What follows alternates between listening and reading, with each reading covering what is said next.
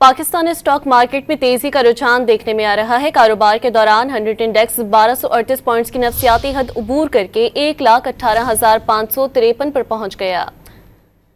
आपको अपडेट दे रहे हैं कि पाकिस्तानी स्टॉक एक्सचेंज जो है उसमें तेजी का रुझान देखने में सामने आया है। कारोबार के दौरान 100 इंडेक्स 1238 पॉइंट्स की नफसियाती हद उबूर करके 1,18,553 पर पहुंच गया है।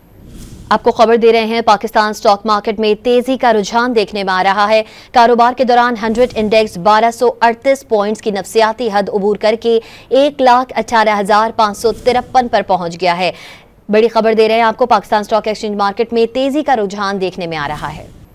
आपको खबर दे रहे हैं, पाकिस्तान स्टॉक मार्केट में तेजी का रुझान देखने में आ रहा है। कारोबार के दौरान 100 इंडेक्स 1238 पॉइंट्स की नफसियाती हद उबूर करके 1,18,553 पर पहुंच गया है। बड़ी खबर दे रहे हैं आपको, पाकिस्तान स्टॉक एक्सचेंज मार्केट में तेजी का रुझान देखने में आ रहा है।